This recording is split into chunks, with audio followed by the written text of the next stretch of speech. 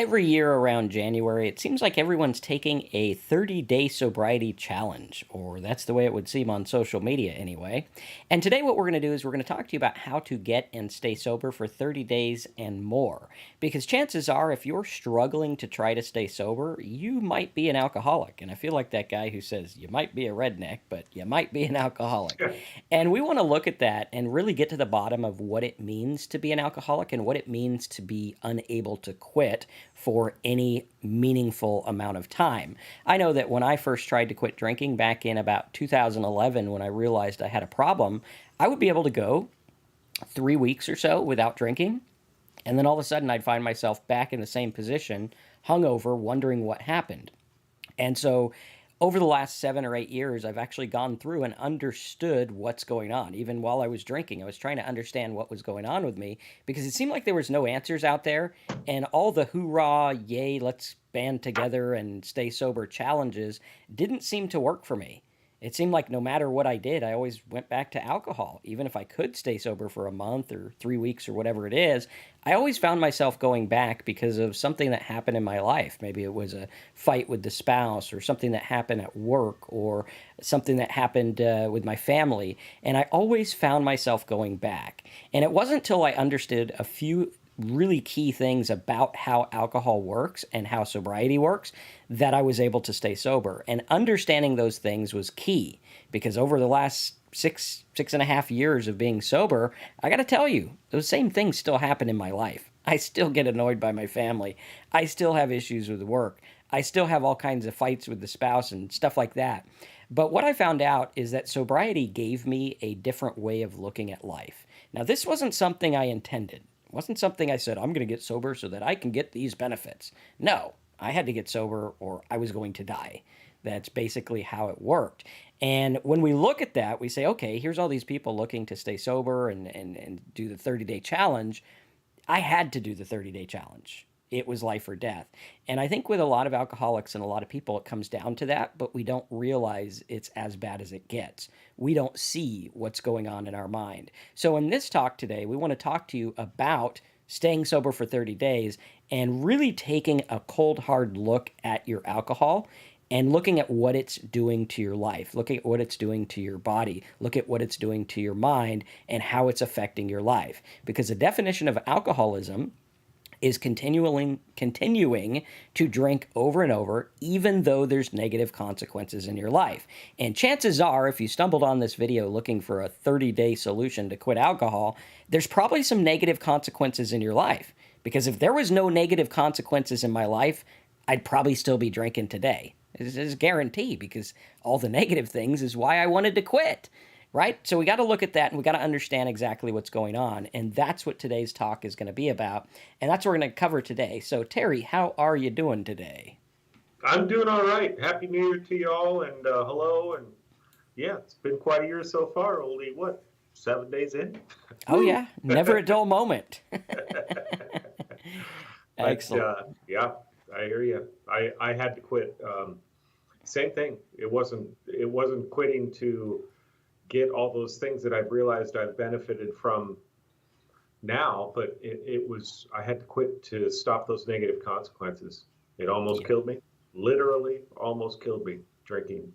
So, that was same thing. And for I, you, what were the negative consequences like? Like what were, we know the big ones, like, okay, you got health issues, you got all stuff, but what was the consequences that you noticed in your life that gradually crept in while you were saying, hey, this just doesn't seem right. This doesn't seem to fit. well, first of all, those obvious consequences, I had a legal issue caused by my drinking, Mhm. lost my marriage. These are the obvious ones that people usually notice. And my health, I was what, 40, 45 pounds heavier than I am now. I was borderline diabetic. I was taking high blood pressure pills. I wasn't exercising. And then after I got sober, I started to realize some of these other consequences that I didn't really think were consequences. Mhm. One was, this was a really weird one, but this was one little thing I noticed before I got sober, which was my dog. was looking at me a particular way, and you could see it in his eyes, like, "What's wrong with you?" Mm. Isn't that weird? I mean, but I tell you, that's what was going on right there. But some of the other consequences and things that I realized later was the fact that I had just completely shut everyone out of my life Mm. because it was easier. That way I could drink the way I wanted to. I thought that I was, oh, I'm just a loner. That's okay. I don't need anybody in my life. I was comfortable when I was drinking and I was by myself, but I had driven everybody out of my life. There was nobody I could reach out to. Well, there ended up being people I could reach out to, but I didn't think I needed anybody. So that was a huge thing that happened, was just nobody.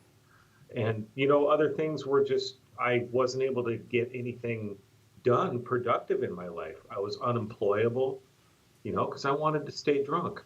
I was Mm. basically completely self-absorbed, and I was stuck in my own self-will, as far as I thought I could do everything by myself, and I couldn't. Life was slowly falling apart. All those things on the outside were falling away from me, and they were falling away quicker and quicker as I kept drinking. But I was stuck in myself. I didn't want to help anybody else out. I just wanted to take care of me, which I couldn't do. And that was a major consequence that I didn't even realize until I got sober and I started to kind of see the light. So, yeah, Absolutely. And I think one of the big ones for me was the mindset change, yeah, which I didn't really realize started to happen till about a year sober. And, I didn't realize, like Terry says, you think all about yourself all the time. And I know there's a cliche of alcoholics and addicts that only think about themselves, which I personally hate that cliche because it's not like it's a choice. It's not like Terry and I woke up one day and we're like, hey, let's think about ourselves and no one else and let's not care about anything. But what I realized is that I went from having a completely internalized life where I was hectic and things were chaotic and I thought I was in control of more things than I really was in control of. And I thought I needed to argue and fight about everything instead of really looking at it and saying, you know what? In the grand scheme of things, does it really matter? And one of the things that I learned with sobriety, which if you're going to do a 30-day sobriety challenge, my guess would say you'll probably get a little bit more mental clarity. But I think what's going to happen is if you only commit to 30 days, you're going to quit before the magic happens. And the magic happens like a year and a half sober when you force yourself to have to go through things without drinking, right? This is where it's really important because, we can all have our vices. We can all have our stuff. Like you have a bad day at work, you go watch the TV shows. You have a bad day here, you go, eat big meals or something or whatever it is. Or for me and Terry, it was, we drink our asses off. And you don't realize how you have to overcome that till you have to overcome that. You don't realize what it's like to have a mindset that's clear and calm and collected where you can actually talk to someone and have a disagreement without flying off the handle, where something bad can happen in your life and you can get through it knowing that, hey, this kind of stuff happens all around. It's not just me. And I think it's very important because when we're going to look at, and we're going to get into the tools and things that you need to be able to stay sober for 30 days and then some, we're going to get into that. But you're going to understand that there's something bigger going on, right? With alcoholism, it's usually, it starts out as a symptom of something bigger, maybe poor life coping skills, maybe this, maybe that. And then what happens is you get to the point of chemical dependency. So for years, I was probably okay, right? I was like, okay, I could quit. I'll be fine. I remember I started drinking kind of heavy in 2006, 2007. And then I just, went without it for 9 months or a year or whatever. And so I would say at that point, there probably wasn't a lot of chemical dependency going on in my mind and my body. And again, you have to look at this through the lens of a doctor, go talk to a doctor, look at this through your own lens. Maybe you drink once a year and that's enough. But really look at this and start to understand, okay, when it comes to the chemical dependency part, right? Like anyone can quit drinking. Obviously, it's like you just put the drink down and don't pick it up. But sometimes it's not as easy as it might seem because of the chemical dependency component. Because what happens is the chemical makeup of your body and your mind start to change. And when that happens, all bets are off. And I'll give you a little illustration. I've been sober for almost 7 years, I think it is now, 6.5, 7 years. And about 3 years into my sobriety, I got really bad asthma. And I've dealt with asthma all my life. It's been a pain in the neck. And the doctor prescribed a certain drug to me.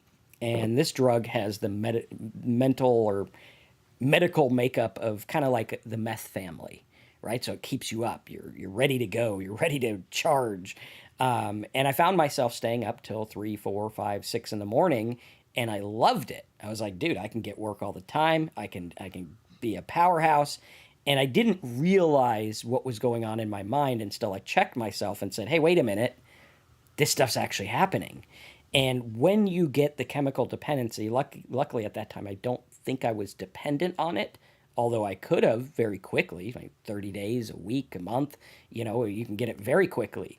And the amount you have has a lot to do with that. And, some of us drink a lot, some of us drink a little. To each his own. It's going to be different to everyone. But once you understand how that mentally messes you up, you look at me. I was 3 years sober. I was doing talk sober. We had the talks here. We were going strong. And all of a sudden, this little tweak in my mind from a little pill started changing my reality. And that one little thing changed everything. Now, it could be hard to realize. I could have just kept going and saying, hey, I'm Superman. I'm going to work 24/7 and retire in 5 minutes. I could have done that, and it would have felt good to do that. But I didn't realize what was going on. And luckily, with my sobriety, I built a tool where I say, hey, I got to check myself and see if there's an issue here. A lot of us don't look at that. A lot of us look at a sobriety challenge and, it's fun and it's cute and people on Instagram are doing it and YouTube and let's get sober for. And I find that is the biggest problem. I'm going to get sober for X, Y, and Z. So I can make more money. So I could live a better life. So I could be a better person. So I don't have to deal with this anymore. But the fact of the matter is we need to get sober because alcoholism is screwing up our life. Like, we can't function. We are chemically dependent on a chemical, and we need to get rid of it. Yeah, I hear that all the time. I hear, and there's very good reasons to get sober. I heard a guy the other day. He was like, he's getting sober because he wants custody of his kids. That is an absolutely incredible reason to do it. Mm-hmm. But that's not necessarily going to do it. For me, I had to get sober because I didn't want to die. It was that simple. And that was it. I had lots of reasons to get sober before I got sober. All those things. I mean, I don't have kids, but for my family, for this, for that, for my job, to keep my house, all that. No, I just kept lowering the bar because I wanted to keep drinking until I decided to get sober for myself. I couldn't do it. And eventually, when I did decide to get sober for myself, I was able to start that journey. It didn't succeed right away, but eventually it did. And it's hard work, and when you first get sober, you've got you might have these cravings. I didn't have a lot of cravings the minute I got sober, so they don't necessarily happen to everybody, but a lot of people have those cravings and they keep going for a long time. They can go on for a year or 2 years or whatever. But in that first 30 days, I really had to concentrate on sobriety and concentrate on doing things like keeping myself busy enough to where I'm not stuck in my own head.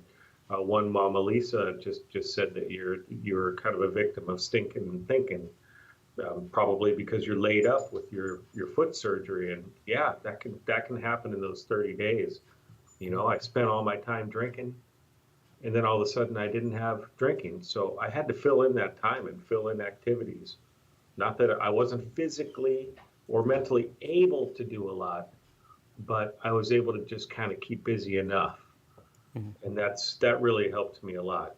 It's that change. It's that those first 30 days, I was really happy that I was sober and I was through detox. And so, well, that first 5 days I wasn't through detox, but after that, I was through it. I was happy that I was through it and didn't have to deal with that anymore. But still, my mind was still, that mindset was still going in the wrong direction. I had Mm. to start to train my mind and start to think, think sober thoughts and start to think in a sober direction. And, I had to take all these precautions because I didn't know what was gonna was gonna trigger me to drink again. So I had to do everything I possibly could to stay sober. And I started to learn what I can and can't do. And as time goes on, you start to figure it out. And also, as time goes on, those triggers may not be a trigger anymore. For me, I'm a caterer, so a lot of people. I think one person mentioned they don't like the smell of the alcohol and not drinking. And I'm a caterer. I deal with that smell all the time, so it doesn't bug me at all. But I had to learn that. I had to be very careful in the beginning, and that's some of the things that we have to figure out. But for me, that first 30 days, it was just really, I just had to be as cautious as I possibly could. And, maybe the 30-day challenge is a good way to get sober. That's, at least you can get sober for those 30 days. But for me, I just kind of take it that, you hear it all the time, that one day at a time. And I'm not going to drink today. And that's the key for me is, minute by minute. It's hard to be patient when you first get sober. I want everything to change right now, and it doesn't change right now. It's spent all my time drinking, getting that instant satisfaction up Yeah. until the very last day. And then all of a sudden I get sober and it's like people are telling me, don't worry, it's going to get better. I'm like, really? When? When Yeah, and that's the interesting thing is, we need to build a new life and we have to look at it more than 30 days because there's something I learned in recovery where it was like, hey, you got to slow your life down and you got to commit to a year of something before you even see any repercussions of it because a year is you go through all the seasons. You got to deal with a Christmas sober, you got to deal with a birthday sober, and you got to deal with difficult things. And those of you that pick 2020 as your year to try to get sober, I empathize with you. That was a tough one. But we have to look at it and we got to understand what's going on. And really, I think the blessing in disguise is that once you get sober and you're free from chemical dependency and you're free from thinking the way that you thought, you now get to choose what types of thoughts you want to put in your head. Because up until now, I mean, for me, I got sober at a pretty young age. I was 34 or 35 or something like that. Um, and, I got sober at that time. And I had realized that up until then, I didn't get to choose how I thought, how I felt, how I reacted. I was just on autopilot. I was programmed from society, from my family, my upbringing, the business community, other alcoholics that were drinking with me. Everything was programming my mind, and I thought that I had to react to what was going on. I didn't realize that I could actually choose what I want to think about and what I want to be like. I have the power to choose. Now, we look at it, and with alcohol, you don't have the power to choose. Alcohol brings us to a base level where we're like, okay, we're looking at survival, we're looking at protection, we're looking at living at a very base level, moment to moment kind of thing, where our whole life depends on drinking. And when we start to change that around and we say, hey, wait a minute, I can wake up from this slumber and start to understand what's really going on. I can start to understand why I react the way I react. I can start to choose to respond instead of react. And one of the things, if you are looking for a 30-day sobriety guide, the things that I look at as the most important is your mindset. Understanding that there's certain things you need to get through. And I know on this talk, we've talked a lot about, we almost died from alcohol, and if I didn't quit, I'd die, and Terry too. And you might be sitting there saying, well, Marcus, I'm okay. The doctor said I'm all right, and I'm drinking, but how do I get sober? Right? A lot of us look at it. And this is something that was interesting. My wife and I always talked about because I came from a very religious upbringing. I used to be a street preacher. And she always asked me this question about, do you need to have a defining moment of when you got saved or whatever? I'm not so religious anymore. But that was the thing. And she was always like, is there a problem? Because I didn't I don't have a defining moment. I just kind of looked at it and was like, okay, this seems to make sense to me. And there was no defining moment. And the alcohol community is kind of the same way. And I think this is a detriment where we say, oh, well, what was your story like? Well, I was in the gutter. Well, I was in the gutter below the gutter. Well, I drank 10 of them. Well, I drank 11 of them. And you're looking at it and you're like, okay, it's really easy to say, I'm not that bad. How am I going to get sober if my story isn't as bad as Marcus and Terry or, whoever it is? And I think what we need to look at is there's certain aha moments and certain changes in our thinking that Terry and I had to get to that you can get to without having that stuff. Unfortunately for me, I needed to be taken out of my house in custody. I needed to be put in a mental institute because I didn't get it. Now, there's a saying that says a smart man learns from his mistakes, or woman, to be politically correct. And there's another saying that says a smart man or a wise man or woman learns from the mistakes of others. And one of the reasons Terry and I do this channel is because we don't want you to have to go through what we went through. We don't want you to have to get as far as we got, which right now, that's the stigma in the alcohol community. Rock bottom. You got to get to rock bottom. And if your rock bottom doesn't work, you got to go sub-level. Got to get to the bottom of the rock of the... It's not even a rock anymore. And, for a lot of people, it ends up in death. And I think for those people, telling them they need to hit rock bottom was probably the worst thing you could tell them. Just wait till you hit rock bottom. No. Rock bottom could be something as simple as, hey, I can't quit drinking. Why can't I quit drinking? Or, hey, my spouse is about to leave me. Or, I don't want to be hungover anymore. Or, I want to be more productive, or whatever it is. And we look at it and we say, okay, well, then what are the moments? What are the things that changed in Marcus's mindset and Terry's mindset so that I don't have to be taken out of my house and put in a mental institute and talk to the lady that talks to grass? And so we say, okay, well, what were those? Well, for one, it was getting over myself. Now, this didn't come just from the rock bottom. This is something very interesting about sobriety. And Terry, I don't think we've ever talked about this, so let me know if this kind of happened for you too.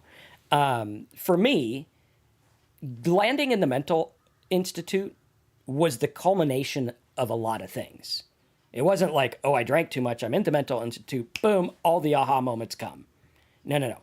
This is something that happened gradually that I could actually trace from about 3 years of heavy drinking to the mental institute moment, where everything at the mental institute moment reinforced what I was learning over the 3 years. Yeah. Right? So there's things that you are learning, listening to us now, and there's little moments that you had where you said, oh, okay, I can't quit. That's interesting. Oh, hey, I noticed my mind was this way. That's interesting. Or I started reading this book, and that's interesting. And you can take those and you can look at them and you can start to have those moments of clarity that make you understand what's going on and why you are the way you are. And when you look at that in terms of like a 30-day plan of staying sober, you can start to get those and build a path to sobriety and let your 30 days be a jumping point instead of the end goal. Right? Does that make sense to everyone? I think it does. I don't know if it makes sense to me. Okay. And one of the things that Terry and I have done as part of this channel is we've actually created a 30-day sobriety aha moment course where we try to give you those moments that we had. So it's I've been writing this program for about 4 years now, 3 or 4 years now, and it's really near and dear to my heart. We're turning it into a book and everything. And it's really designed to go with you. So you read something, you watch a video Terry put together, you fill out some worksheets, and then you go about your day as normal. Hopefully not drinking. That's kind of the goal there, right? And when you do that, what's going to happen is the words and the things are going to be in your mind, and you're going to go throughout your day, and it's going to force you to look at things differently, right? Because you're going to go through it, and you're going to be like, wait a minute, Marcus and Terry said this. Oh, wait a minute, I see how that works. And it's very important that you do that. And the way the course is laid out is 30 days where you go through one each day, right? And then at the end of 30 days, go through it again. At the end of 30 days, if you need it again, keep going through it. Because what it's going to do is it's going to start to help you understand the blind spots that are in your mind. And alcoholism is littered with blind spots. We don't see what's coming. We don't see what's going to get us. A lot of people on here saying they relapsed. Well, I relapsed when I was trying to get sober. Luckily, after rehab, it hit. Terry relapsed after trying to get sober. We have these things, and you can learn from them, right? Like we said, a wise man or woman learns from the mistakes of others. And if you can learn from those and say, wait a minute, now I understand why this is happening, then you can start to get it. And if you are interested in getting that course, you can go over to talksober.com, right like this. Click the big yellow button here. We've priced it at less than the cost of a cheap drink a day. And I'm talking like a domestic light drink, right? You can click that yellow button there, and hopefully, if our internet speeds up, you can see what the page looks like. You click the yellow button there, it'll take you to this page. You can put your name, last name, email, put all your info in there. Hit the next button. It'll give you your passwords and everything instantly. It's $27 a month. It helps support what we're doing here on the channel. So not only do we give you guys lots of cool stuff, but you also know, hey, I'm helping other alcoholics by supporting the work Marcus and Terry are doing. It'll give you your logins, and then you can start going through that 30 days and make that your 30-day challenge. Okay, now, if you don't want to buy anything, that's totally fine. We do this channel as a labor of love to help you guys free anyway. But I think that will really help you with the mindset. And it's really, it's a lot about the structure, right? The structure is everything. This is something I learned early on in life, is that if you structure something for someone to consume it the right way, you can get a different result than just, hey, watch a bunch of videos on sobriety or whatever it is you're trying to learn. And I think that the way that we structured it is very important. And I think also the fact that my mind is a little bit off kilter even when I'm sober, it's a little different. I think a little bit different than other people. Probably like the weird way. So you probably read it and be like, okay, Marcus is a little weird, a little crazy. But that makes sense. And I think that sometimes you need to look at someone who has like far out thinking to get where you need to be. Like for me, I like to listen to Alan Watts and Ram Dass, and they're kind of whacked out dudes, like hippie burnout dudes. And sometimes I need that to correct the little corrections I need in my life. Does that make sense? What are your thoughts on that, Terry? Yeah, it does. And what I really appreciate about the letters that you wrote is that they're really come from an honest place. And going through this program, it's very easy. You don't have to share it with anybody or anything like that. And it's designed to do one letter a day. But hey, if you can't quite get one letter a day done, no worries. You can go at your own pace. But it's really helpful. And me going through them and working on that. I mean, just doing that, that's helped me immensely, because it's this program is really helping with the mental perspective and trying to develop a sober mindset. And I really, that's what I truly believe is what's keeping me sober, is that sober mindset. And then the actions come after that.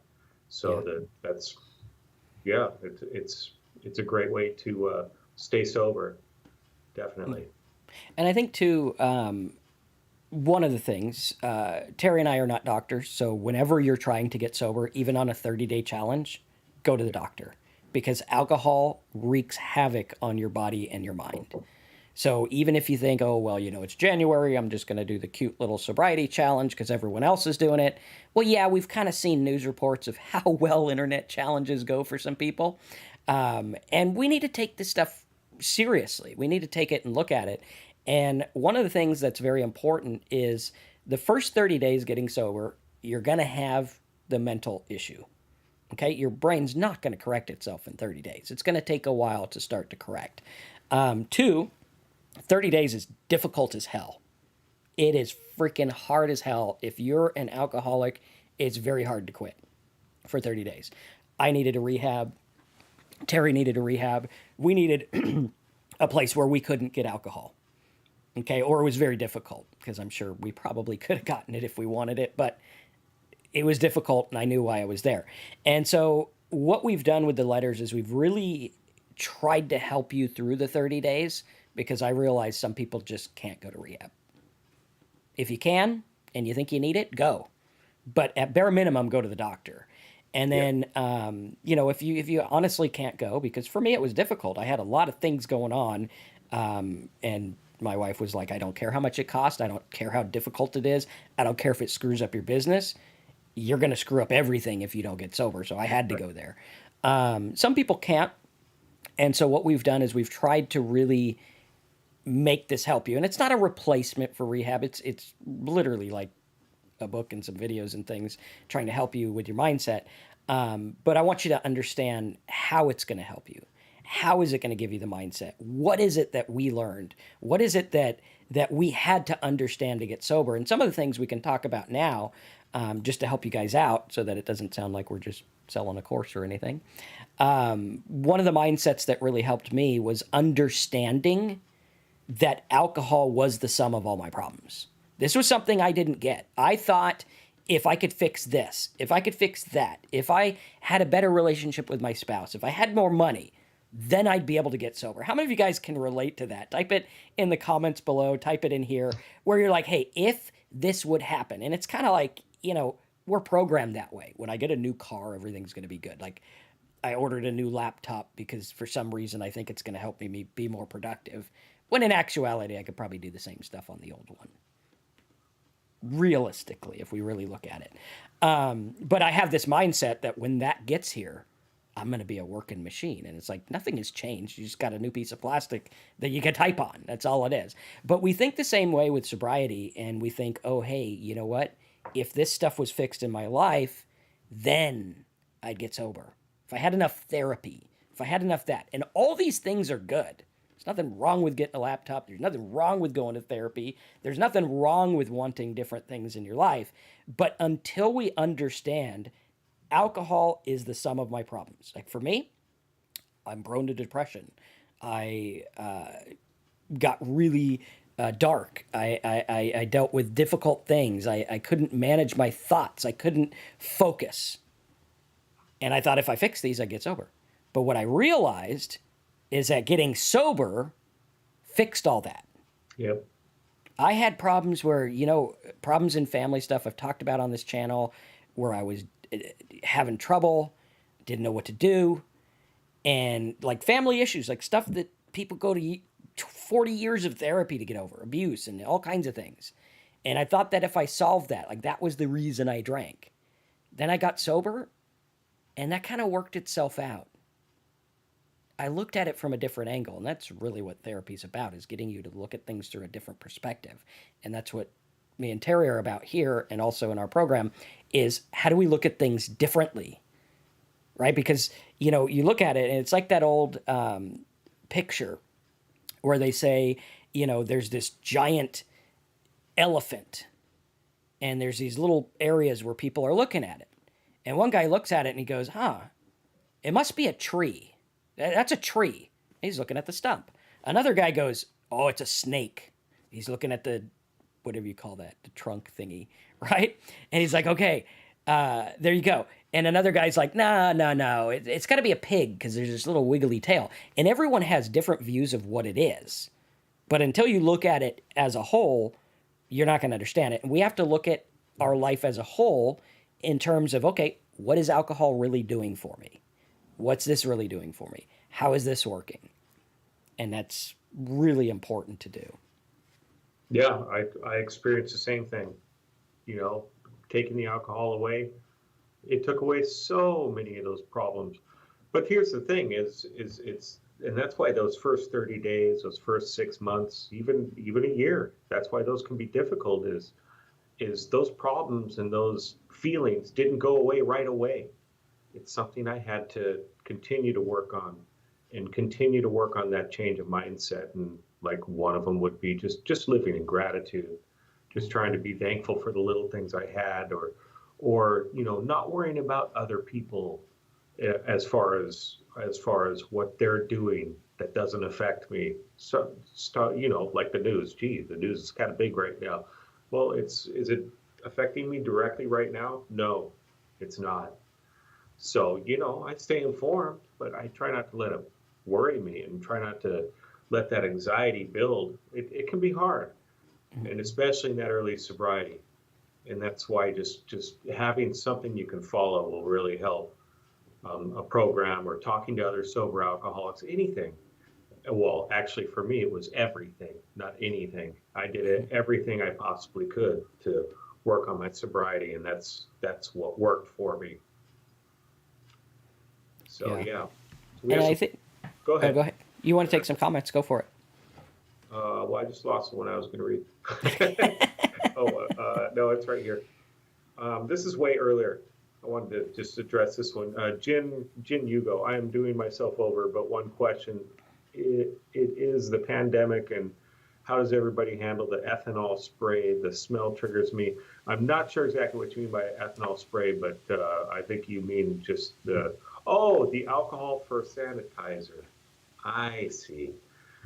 Um, well, you know that I don't base my sobriety on those triggers. I let them go. Sure, yeah, it smells like alcohol, but I concentrate on sobriety and doing the things that I do daily for sobriety, and one is not drinking. And yeah, I mean we need to stay clean, so it's just part of life, I think. But I'm I sure Marcus has a very good answer. I was gonna say I think the key is in realizing that it's normal. Yeah, Like you drank a lot, you're gonna have normal cravings, you're gonna have normal triggers. It's completely normal. And I think once we understand that it's normal, it takes the sting out of it, right? What a lot of alcohol stuff for me is taking the sting out of what I used to think was real. And one of the things that I started to understand is how my mind works and how I understand things and what happens. Because I used to get those, I'd be like, oh my God, this is hand sanitizer. We're in the middle of this thing going on, and here I am wanting booze. What the hell's the matter with me? And then I'd go drink because I didn't know what the hell was the matter with me. Instead, looking at it and saying, well, nothing's wrong with me. I'm a normal human being who drank a lot of alcohol. And now when I smell it, I want alcohol because, sometimes it did make me feel good. And I got this built-in forgetter that forgets about the times it didn't make me feel good. And now I'm hung up on this sanitizer thing. But the key is in understanding that it doesn't matter. So what? So yeah, what if the hand sanitizer reminds you of tequila? I'm sure tequila would remind you of tequila too. And beer would remind you of beer. And, I remember one time after getting sober, someone dropped a big box of beer in front of the grocery store, like a huge 30 case or something. And it smelled up the whole area. And for me, I loved the smell of hot beer on a summer day. Not really, but that was enough to get me because I didn't care. And I thought to myself, oh my gosh, I want a drink now. But then I thought, am I going to get one? No. I can want lots of things. There's lots of things in life that I want. Am I going to go get them? Probably not. Does it matter? Probably not. Just is what it is. We're right there with you. There was a place I was at that had hand sanitizer. It smelled like alcohol for me, and I was like, I remember that. It's a little less stingy now, like 6 years later, but we got to look at it and stop judging. Right? There's too much stigma in our culture about, oh my God, did you know Bob relapsed? Well, Bob's an alcoholic. He's gonna relapse. Did you know that this person still has cravings 10 years later? Well, he's an alcoholic. He's going to have cravings. That's what's going to happen. And when you laugh it off and you say, well, I drank enough, so yeah, I'm going to have those. yeah, it's kind of along the same lines of just worry about yourself Mm-hmm. and not what others are doing. Like if I'm going out to dinner, which geez, that's been a long time, but going out to dinner with some friends, and they're like, oh, we better not order a bottle of wine, or we better not order martinis before it starts. I hate that when they try to make these special, things just because they know I don't drink. It's like, no, go ahead, have that. I'm gonna order a ginger ale, and you guys enjoy your drink. I'm gonna enjoy my ginger ale, and we'll have fun. That's it. And And I will go ahead. I will chime in and say, do be careful with that. For me Right. personally, it took me about a year and a half to be completely comfortable around alcohol. Yes. So definitely be careful with that and understand what's going on and guard yourself. Like for me, obviously, if I went to the store and bought a bunch of hand sanitizer and pumped them around so they smelled like booze in the house, that I don't want to go doing that. We don't want to invite things in. We want to go ahead and look at them and say, how can we deal with this? Yeah, exactly. And this isn't a saying that, yeah, go to the bar and hang out with your friends and drink soda. Yeah. No, I do not do that. Mm. And after 6 years, I still don't do that. If I I've kind of made just a sort of rule, but it's really basically if I'm not going to bars unless I have a legitimate reason to go there. And going to hang out with some friends while they're drinking and getting drunk, that's not a legitimate reason. So if I have to meet somebody, we're going to meet over at this place, and then we're going to go take care of this, or we're going to go buy a car, whatever it is, Mhm. something like that. So yeah, Uh, definitely careful there. Go ahead. Someone was asking about how do they learn more about the Talk Sober program. You can go over to talksober.com, click the big yellow button. It'll talk to you about it. There's also a couple other buttons here. We have a free Facebook group. You can get some of the letters, all kinds of other stuff. And then when you do sign up, just click the yellow button, fill this out, and you'll get all the info. You'll actually get the course once you do that. Brandon says, "Hey Marcus and Terry, how are you today? I drank today, really did not want to, but I did anyways." Well, you can start right now and not drink anymore. You can start tomorrow. We can start anywhere we want, whether we're drunk or not. We can start tomorrow, move forward. Yeah, it's hard. I hear this a lot with people that are trying to get sober, that they didn't want to drink, but they drank anyways. And that's exactly the way I was. And it finally took me wanting to quit drinking before I was able to stop. So good luck, brother. Absolutely.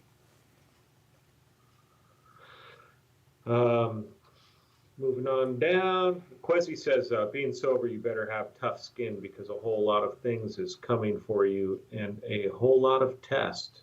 You said willpower. I think you mean willpower.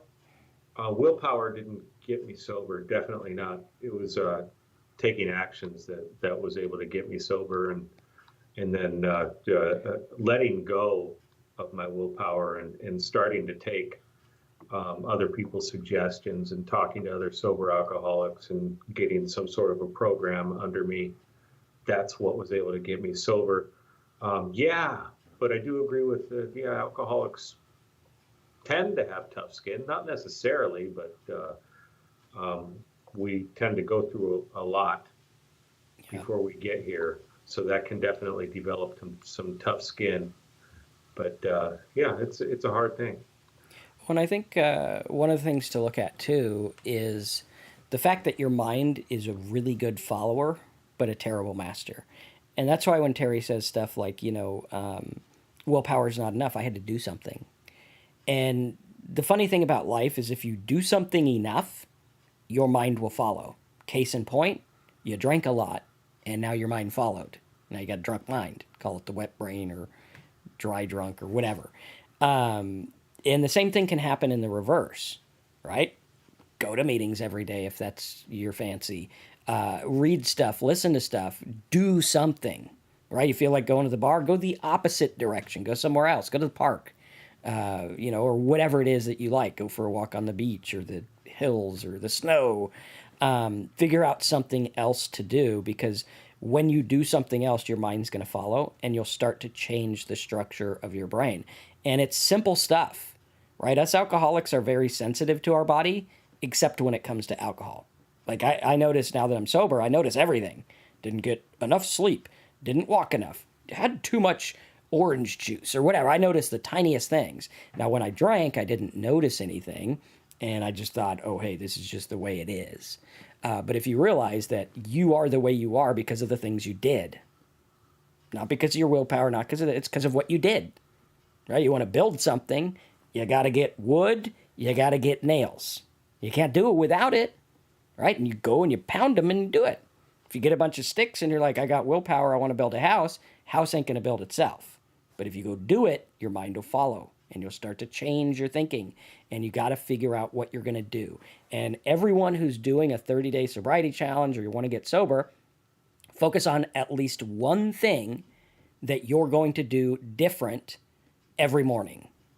Okay? You could do different things throughout the day if you want to do more, but do one thing religiously every morning or every night before you go to bed, or both if you want to be the teacher's pet bonus round person, right? And you look at it because those things will change it. What do you do every morning? What do you do every night?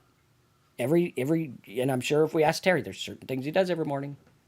Something he does. Okay, this is what keeps me sober. Now, what I used to do, I used to drink every morning, and that got me not good results, right? And it was about what I did. Like, it wasn't really about the thoughts.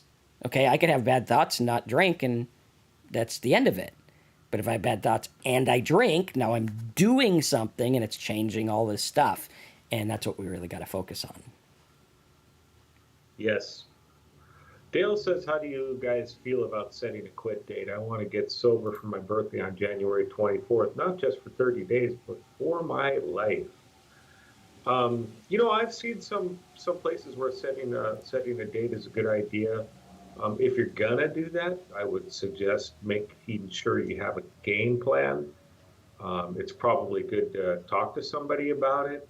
Definitely a doctor, but also maybe some loved one that you know of, so that there's some accountability there. I know from my experience, I set dates I was going to quit hundreds of times, and it never really worked and even when I did finally quit, it wasn't one of those, I'm going to quit next Tuesday and this is how I'm going to do it. It was more of a desperation thing. So it can be a difficult thing, but go into it with a game plan if that's your plan, and get some accountability there so that you stick to it. Because every time I tried to quit, I just kept pushing it back another day or a week or whatever. Mm-hmm. I want to address a couple comments from Kelly Bell. Yep. Kelly's was talking about AA and different things. Now, we don't subscribe to there's one way to get sober. There's lots of ways to get sober. You got to figure out what works for you. With that preface, she says, I just spent 5 years in AA, but I can no longer tolerate the people or the meetings. Now, one thing I will say, AA does work for some people. Not my cup of tea. It is other people's cup of tea, and that's fine. But one thing I will say is whatever you choose, if it involves a group, which a lot of them do, groups are good. It's called the social model of treatment.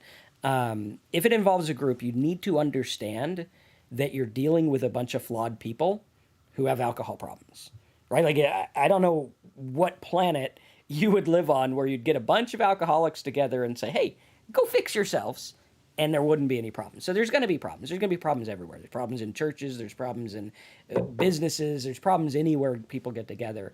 And when we understand that people are flawed, and if you do choose to go one of those routes, understand that there are flawed people everywhere, and understand I'm here to get sober. And I got to tell you, when I went to rehab, I was anti-AA, and now it's neither here nor there. Some people works, some people need something else. That's fine. But I was very anti-AA when I went into rehab, and I went into rehab, and there was a lot of interesting people there, right? There were some totally interesting people, and there was a lot of drama and a lot of things going on. And my natural nature was fit in, get in the drama, figure out how to survive in this environment. That was my natural, that's what I wanted to do. But I kept telling myself, forget everyone else. I'm here to learn how to stay sober. And I think we probably saw 60, 70 people by the time we exited rehab.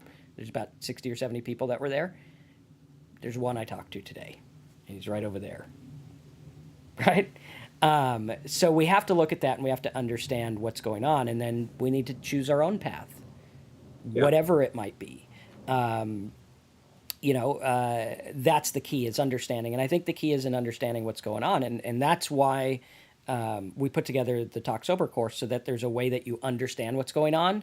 That way you can make an educated decision about what to do for further support, right? Maybe you like hanging out here. Maybe you want to join our course and be on the calls we're starting. We're going to have calls this year. We haven't picked an exact date yet, but we'll have a weekly call just for members as well, on Zoom. And you can talk if you want, or you could type, or turn your camera on if you want, or be silent and anonymous if you want, doesn't matter. But you have to understand that, once you're able to make the educated decision, what you're going to do is you're going to take what you want from where you want. And we got to understand, okay, when I got sober, before I got sober, I was very strongly opinionated on certain talks, certain people, certain groups. I don't want AA. I don't want what this guy preaches. This dude's a fraud. This guy's a this. And what I was doing is inadvertently not listening to anyone. Right. And this was the flaw, because now I'm like, okay, I threw the baby out with the bathwater. Now the baby's out there and he's totally dirty and I don't know what to do. Right. And now I'm able to say, well, hey, wait a minute. AA's a little on the religious side for me, but there's a couple things I learned that really stuck. Or, hey, AA always has a meeting I can go to if I'm struggling. Doesn't mean I need to go and, exchange phone numbers and be best friends or do anything. I can just go there when I need to. Same thing with other stuff. And when we understand this, I think it changes our mindset from, oh, that's bad, this is bad, to, well, what can I pull from this? What can I pull? Hey, this guy says something good. Okay, yeah, the next sentence, he's a total whack job.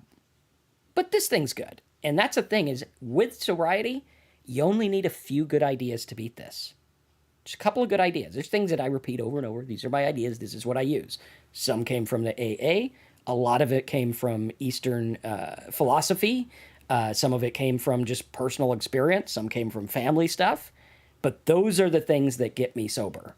And I think the key is, don't rely on one group or one thing or one set of rules or one philosophy. Rely on what works for you. What am I going to do to get sober? Yeah, I see you're asking about the Sinclair Method, Kelly, and I don't know it. But what I do know is, or what I believe is, try anything and everything. What I did when I got sober was, I've already said it a couple times, but I tried everything I possibly could. I didn't know about anything like Sinclair Method or any online methods. It was pretty much AA, the hospital addiction group, and those are the things I did. And I have a lot of good friends in AA, but at the same time, there's a lot of people that, yeah, they're flawed, they're messed up, and they start talking. I'm like, oh, geez, this person's talking again. They never say anything that's helpful. But what I found is, just let that stuff go and just try to take in what's helping me. I find that the best way for me to get through sobriety is looking at the positive and not looking at the negative things that are not helping me, because that just gets me in that resentment mode, and then I'm just like, this stuff doesn't work. And yeah, it's not going to work if I say it's not going to work. But whatever method, it's okay. It doesn't have to be AA. It doesn't have to be the Sinclair Method. Anything. But my brother's been sober for 31 years. He's hit the AA meetings, but he doesn't do them a lot, just here and there. And he's sober 31 years. He's a happy guy. He's doing fine. I have another friend that's been sober for many years that never did AA, and he's fine. He seems to have a good life. I don't know what happens behind the closed doors for either of them. But for me, I know what works for me so far. I don't know if it's going to work in the future. And what I try to do is just stay open. Because one thing I found through life is some things that I may want to shut out of my life right now. In a couple of years, I may go back to them and say, well, maybe I should try this one again, and it does work. And I'm not just saying AA or whatever, but just many things in life. So I just try to keep an open mind, and that's what tends to work the best for me. I think also, when talking about the Sinclair Method, one thing to watch for with methods, because with alcoholism, everyone's an expert. So many experts to listen to, it'll make your head spin. I don't pretend I'm an expert. I know what worked for me. I know where I got. But one of the things I look at with Sinclair Method and other things that are out there that focus on making you not want to drink. right? This is the focus of a lot of methods. Like, there's something I tried when I tried to get sober that was supposed to make me not want alcohol. And like the Sinclair thing, you take a pill and then it makes it to where you don't get drunk or you get sick when you get drunk or something like that.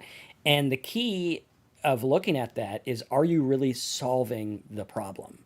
For me, I don't want to just not want to drink or can't drink or whatever. I want to solve the problem of like, I don't want to need it anymore. I don't want to deal with it anymore. And I think by trying to shortcut the stuff and say, okay, I'm going to do this, and it does work for some people, and that's cool. My personal take is that there's probably something deeper, and we got to look at that and say, okay, if I could just take something that makes me repulsed by alcohol, sure, that might change some things, but it also might not. And that's why I lean on philosophy. I would say philosophy is probably the number one thing that helped me get sober, because I had to get through it. And there's certain things you have to get through where it's like, I had to go through that so that I could have the aha moments and epiphanies that I have now. And I wouldn't want to shortcut that. Like, I wouldn't trade my alcoholism and recovery for anything because of what it's given me. Like, I wouldn't. I look at it and I'm like, okay, yeah, sometimes I was addicted to people. Sometimes, I almost lost a business. I almost screwed up my life. But where I'm at now, I'm so much happier. I understand things on a different level. And I have this deep rooted joy where I'm like, you see people in AA, and me and Terry always joke about the guy in the back of the room who's been sober for 20 years and he hates his life. And he looks at it as, I can't drink. I can't drink. All these people, they can drink, but I can't. And he's mad that he can't drink. I don't want to be the guy who's mad that I can't drink. I want to be happy that I can choose not to drink. And I think when you flip the script, it starts to change everything. And when you have these moments of clarity where you understand, hey, there's something else going on here.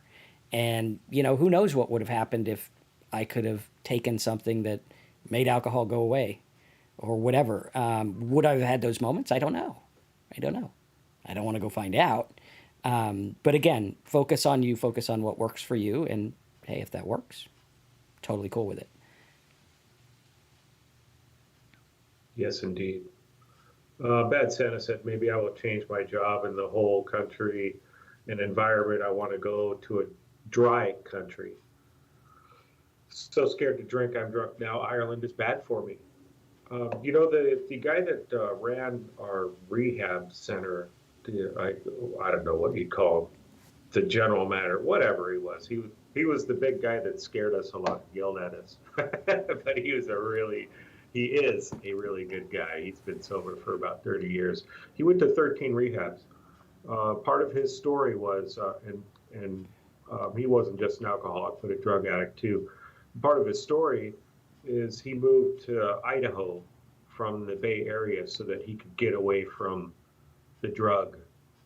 But what he ended up doing was he'd fly back here to get his drugs and then go back.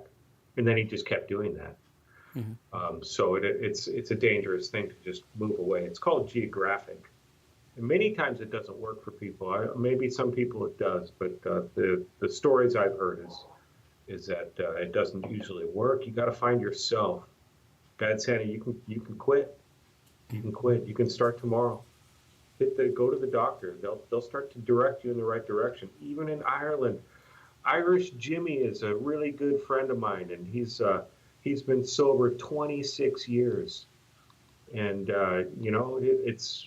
he did it. He was able to do it. You can do it. Well, and I think there's a myth of like, oh, there's so much alcohol around me, therefore it's hard to drink or hard to stay sober. I would challenge that with, if you want alcohol, it doesn't matter how hard it is. For me, I'll give you a little story. I have to dress somewhat nice to go out of my house. Like, even if my wife's like, hey, take the trash out, I got to put some pants on that aren't sweats, and I got to put a shirt on that looks decent. I don't know why. It's like you're taking the trash. You're literally dealing with trash. Something fell. But you're literally dealing with trash. And that's how I am. I'm a germaphobe. I deal with that stuff. And I found myself like with crumpled up cash in my pocket walking to the liquor store, which I didn't walk back then. And I'd go through any lengths to get it. And that's why people, when they say, well, you go to any lengths to get sobriety, it's kind of a laughable thing, because it's like, well, You went to any length to get drunk.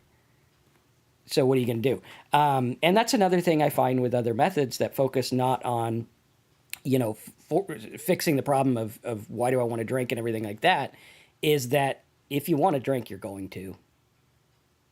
You're going to do it. That's what you're going to do because the willpower is overtaken by alcohol. And I think that's an important thing, is not letting that be our excuse. Saying, hey, I'm going to do this, I'm going to do that, I'm going to do something every day to not drink. Because no matter what you do, it still comes down to picking up that drink. Yeah. It's like Avocado Man says. Yeah. Yeah. It's not stopping drinking that's a problem. It's starting again, that is. And hey, you've got 7 days so far, man. You stopped on New Year's Eve. So you've got 7 days of your 30-day challenge already. And cool. Congratulations for all of you on here that have got some sobriety. If you don't, that's okay. You can get sober. Mm-hmm. Absolutely. And for those that are interested in joining our program, go to talksober.com, click on the big yellow button here. You can sign up right here. You'll get all the resources and everything to help you get and stay sober.